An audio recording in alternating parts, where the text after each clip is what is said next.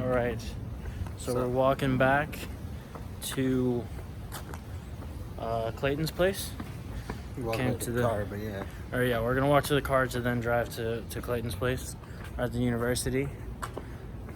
Did a few approaches. How did it go? Went all right. All right. What do you think about approaching? It's like, it's a good way to go out and talk to people. That's basically it.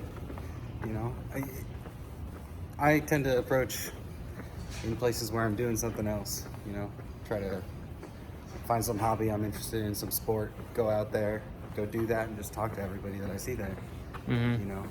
What do you think about approaching on the street?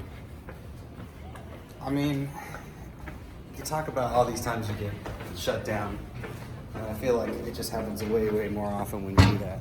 A lot of people are busy or they have excuses, like you're telling me I had excuses, right?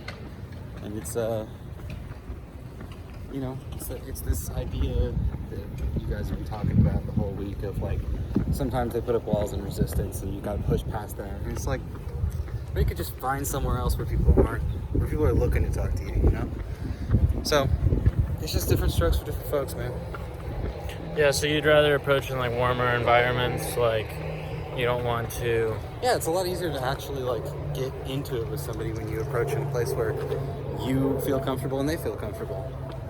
Right. But can't people feel comfortable on the street? I mean, I feel comfortable on the street.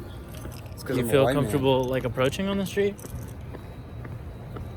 I mean, it really depends on the case. I mean, most of these folks here on this campus are looking at their phones or have earbuds in and stuff. They clearly don't want anybody to interact with them.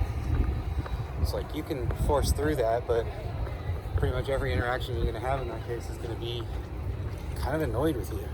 Well, couldn't you just talk to people that aren't annoyed with you?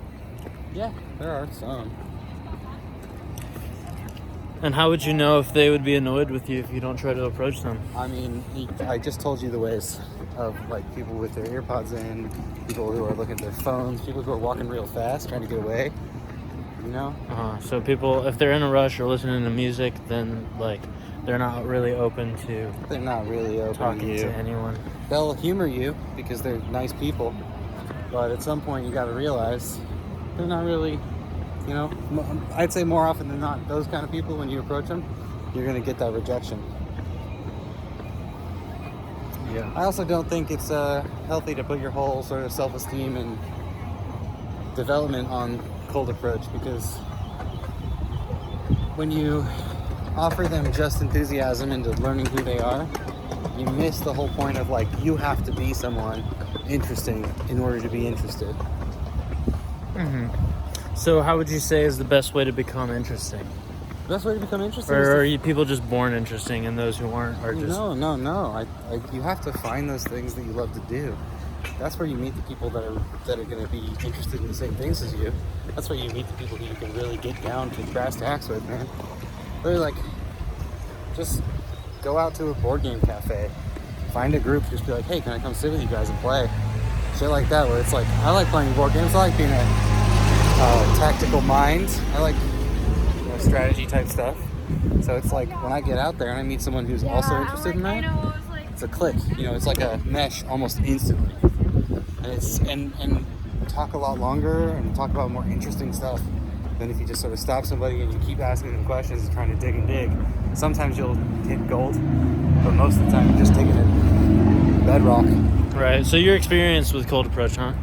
You've got a lot of reference experiences? No, I don't do cold approach. So I can see the value in approaching cold. I can see the interest in it. But I think that it's limited, right? I think that saying it's like a huge skill, important skill for everybody is kind of short-sighted. Say so. I think it's good though. I mean, I did something I don't usually do today, which is I just walked up to somebody and said, "Hey, what's up?" Tried to learn a little more about them. Yeah. And then what happened after that? What happened after that is I learned a little bit about a dude named Michael from South Carolina. Wants to live in New York. Seemed kind of shy, but he kind kind of wanted to live in a place where there's a lot of people. So, you know, clearly he didn't know what he wanted, or maybe he's just a living contradiction.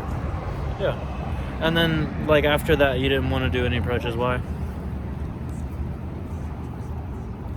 It wasn't, I mean, one of the reasons is the main kind of approach that I would like to get better at is female approach. And on campus, the women are a bit too young for me. I'm playing against the odds, right? Like, there are 21, 22-year-olds who might be interested in me, right? But there are also 18-year-olds who shouldn't go anywhere near me, right? 18 is too young for you? It's pretty weird.